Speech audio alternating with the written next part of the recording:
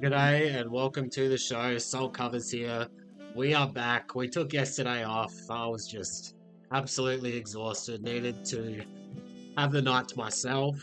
Looking on the screen, Tuesday, 1st of April.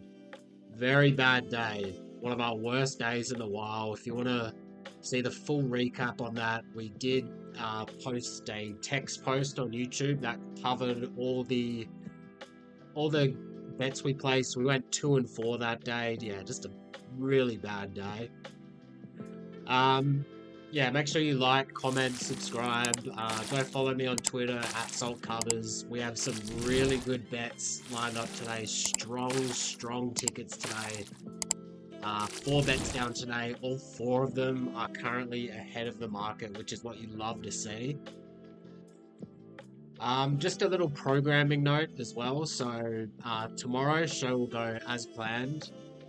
Um, I've got Boston and Phoenix circled as a game. I really want to play Boston. They are so good against the spread this season, going up against the Suns team that is just horrible at the moment. So that's a spot that I've got circled. But after tomorrow, Friday, I am going on vacation for 2.5 weeks. So what does that mean for the show?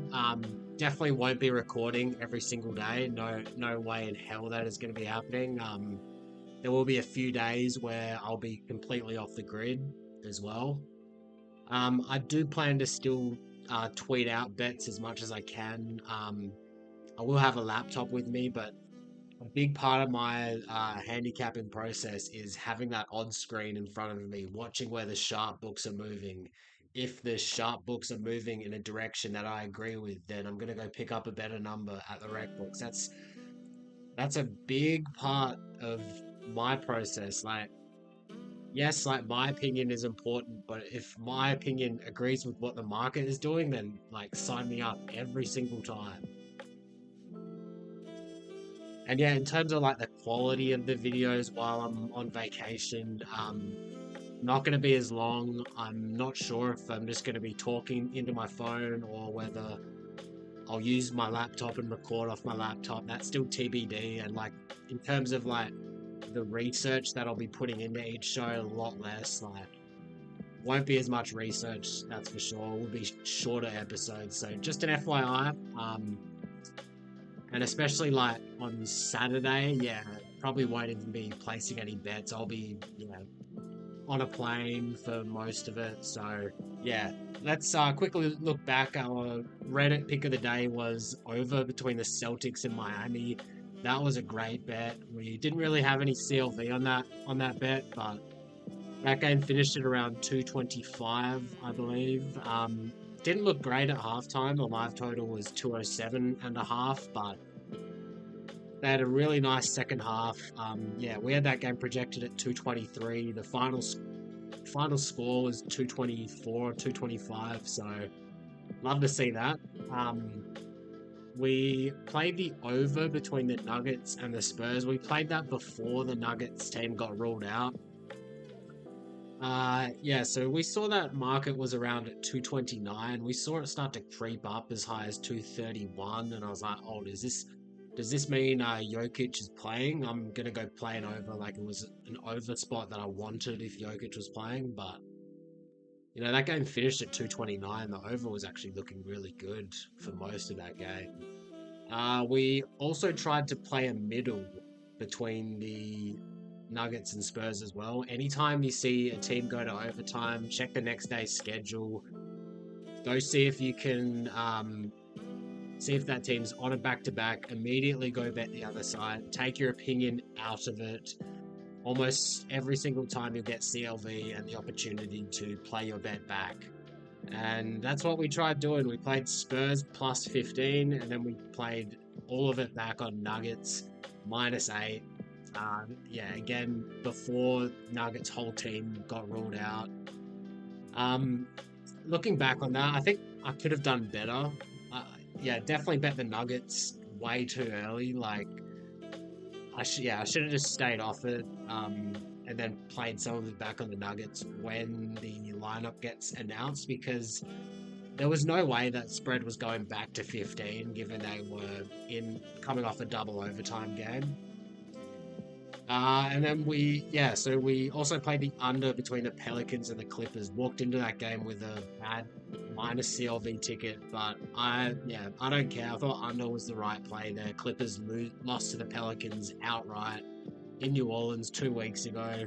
Pelicans, no CJ, no Zion, no Trey Murphy. Jordan Hawkins. No Jordan Hawkins as well. He's been a sneaky good offensive player for the Pelicans. So nice cash there on the under. We finished Wednesday, 2nd of April. Positive day, 3 and 2 plus 0.82 units. We'll take a green day every single day. Let's get into the slate. Enough looking back. So we've got 6 games on the card. We've got 4 bets locked in, and all 4 of them are ahead of the market so far.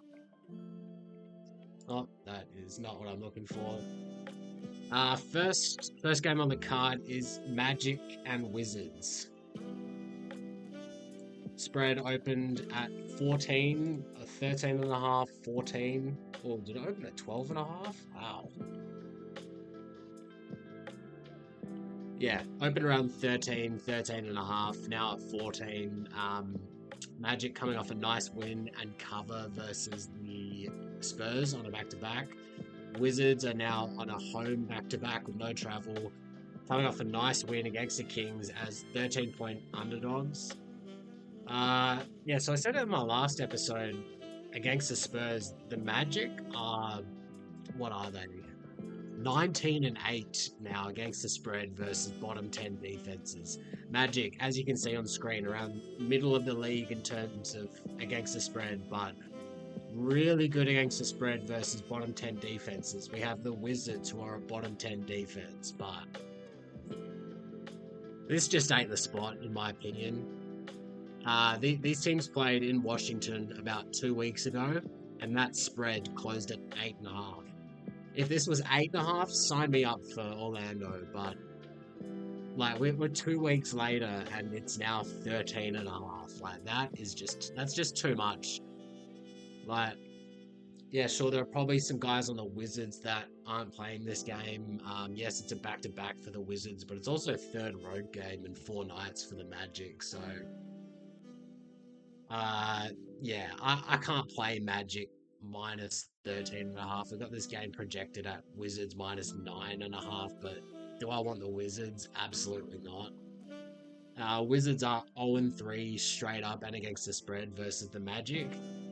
So, no bet from me on the spread. Looking at the total, we saw it open at 217 at the rec books. It opened at 216.5 at bookmaker, 217.5 at Circa as well. So seen some movement down now to 216. Projected total at 216 as well. Let's have a quick look at what are the Wizards like in back-to-backs versus the when they're on what is the over-under record when they're on a back-to-back? God, I can barely talk. Okay, Wizards on a back-to-back, 6 and 7 to the over. Not really much there. One other thing we'll look. Let's have a look at Magic when they are on their 3rd game in 4 nights. 1 pair of pants later. Okay, so the Magic, when they're playing the 3rd game in 4 nights, the over is 5 and 6, so not much of an edge there. Look, I've got nothing on this game, so let's move on. Next game on the card is Wolves and Nets. Wolves coming off a double overtime win against the Nuggets to sweep the Nuggets. They just own Denver. Like, it's pretty crazy to see how much they own the Nuggets. Nets coming off a win against Dallas. I think that was their last win. Yeah, Nets have now won 2 straight. Who did they beat? God, I'm a little bit rusty today. Who did the Nets beat? because they've won 2 straight. We see this spread open at 13. Hasn't really moved much. Yeah, hasn't really moved much off that 13. We see maybe a few 12.5s popping up. We see maybe a tiny bit of Nets action. Cam Johnson is out. D'Angelo Russell is probable. The Timberwolves will be getting Naz Reid and DiVincenzo back. The Nets also beat the Wizards. Okay. Yeah. So this is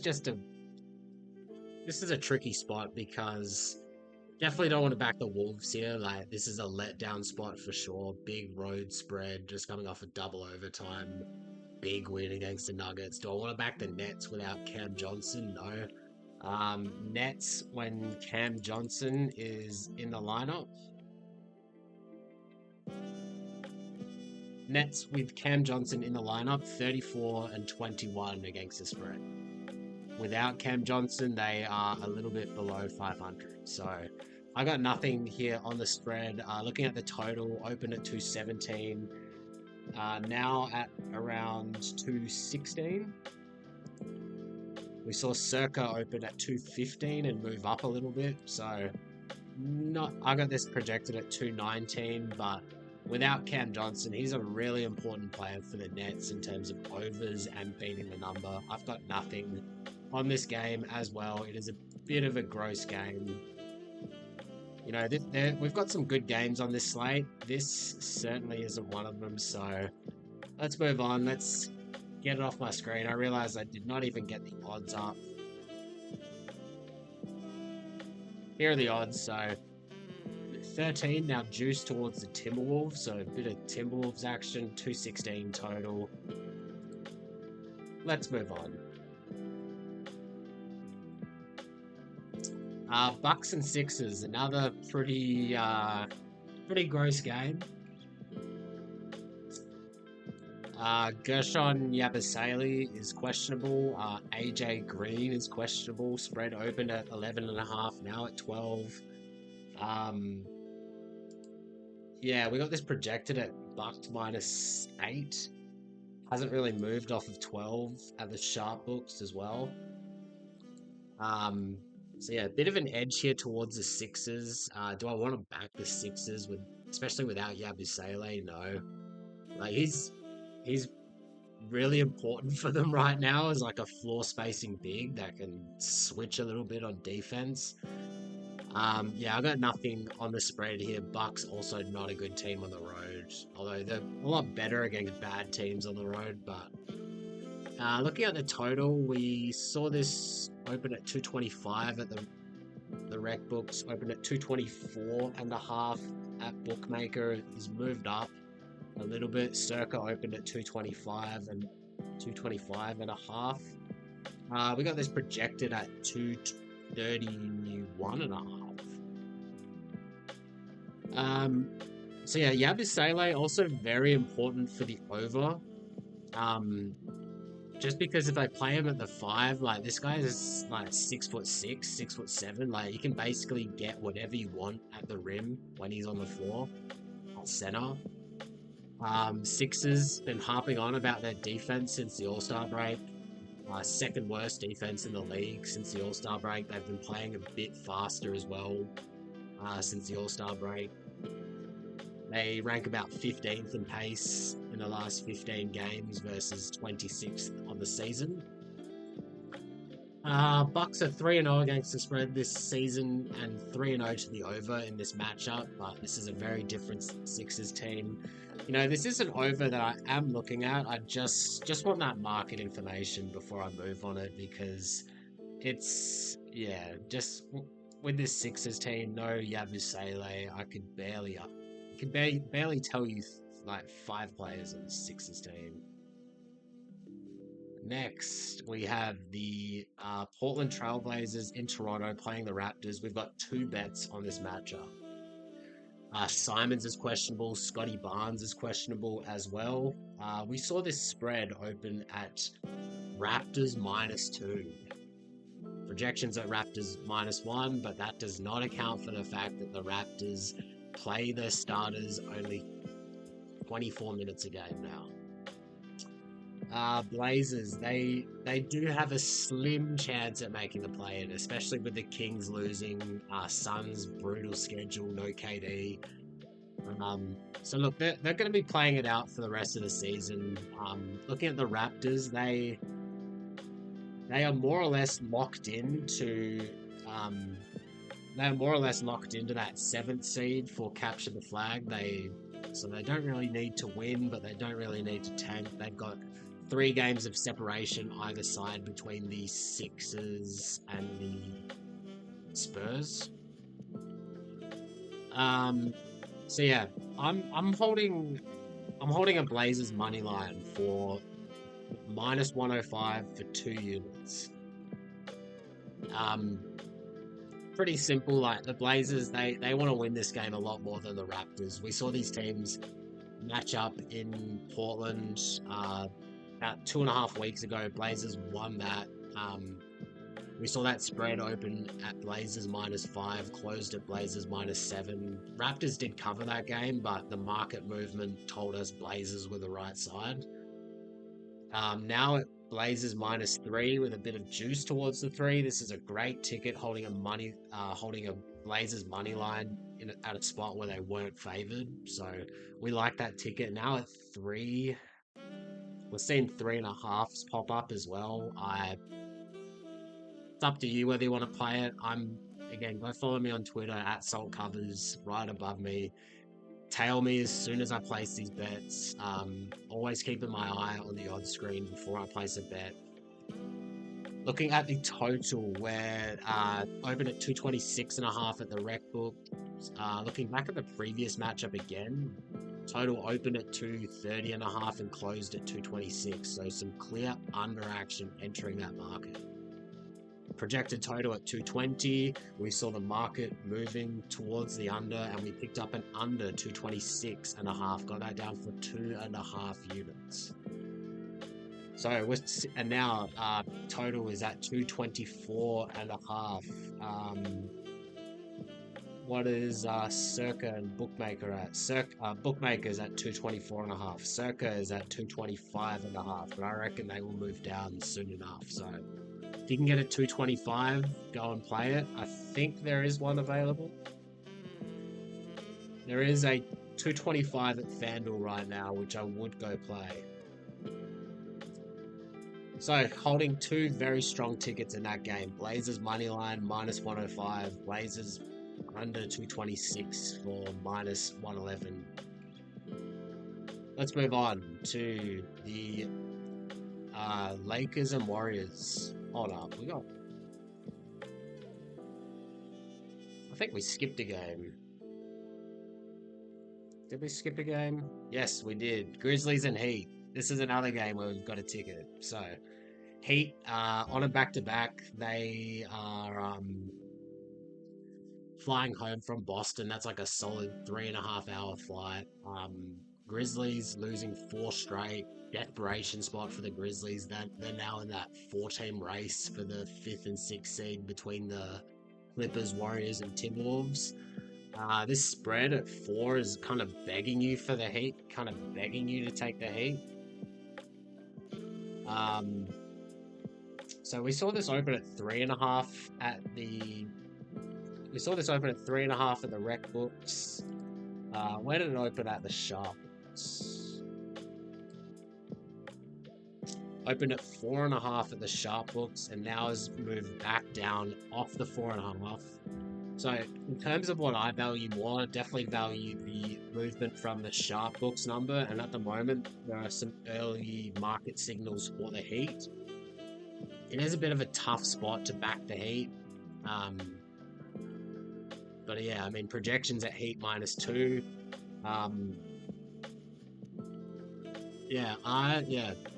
I don't mind the Heat in this spot. We're just watching this market closely for that. But looking at the total is where we've got our biggest bet of the day.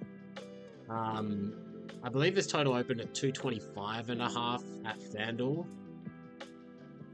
We picked up an over pretty much immediately for over 225.5 for 3 units. Grizzlies, fastest team in the league. I expect them to lean more into this fast pace with the coaching change. Yes, Miami, they are a pace down team, but against top 10 pace teams, the over is 16 and 10. 22 and 15 for the over for the Heat at home, 25 and 12 for the over for Memphis while they're on the road. So yeah, we're holding a very strong ticket over 225.5 for 3 units. Now all we see is 228s and 220. All we're seeing is 228s and 227.5s. I will leave that with you if you want to play an over 227.5. We're sitting very happy with our 225.5. So last game on the card is Lakers and Warriors. Lakers and Warriors spread opened at Lakers -2. Briefly saw some moments at 2.5, but quickly disappear. Now we see the Warriors getting a juice 2. Projections at Warriors -1, but it is a little bit tough to model this Lakers team with all the moving pieces that they've had. AD being in the lineup, this most recent stretch, not having LeBron, not having Luka. I personally prefer the Lakers in this spot. Lakers are 7-2 and 1 against the spread with LeBron and Luka in the lineup when they're playing winning teams. That's a pretty nice stat. Lakers also one of the best home teams against the number, going 65% against the spread at home and as home favorite. So far, we've seen a bit of movement back towards the Warriors. This is another spot where I want the Lakers, but I want the market movement more. Happy to pick up a Lakers -3 if need be. The total is where we do have a bet at the moment. So we saw this open around 230.5. We are holding an under 229.5 for 1 unit. So yeah, projected total at 225.5. The under is 8-2 for the Lakers when LeBron and Luka play and they're playing a winning team. Lakers at home, 55% to the under. Warriors, 4th ranked defense in the league since the All-Star break. Draymond's now the favorite for Defensive Player of the Year. So you can still pick up at 229. I think there might even be 229.5 still available. No.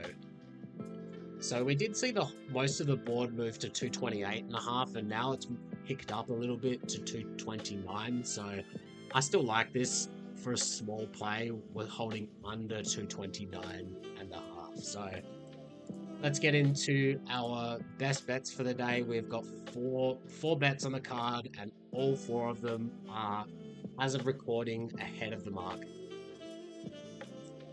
So first, Blazers moneyline at Raptors, 2 units down at -105. Second bet, Blazers Raptors under 226.5, 2 units down at -111. Both of those bets probably not playable anymore. Also, Grizzlies and Heat over 225.5. That's our strongest bet of the day. It is our strongest ticket of the day as well. Market consensus at 228. So sitting on 3 great tickets there. Warriors and Lakers under 229.5. Got that down for 1 unit.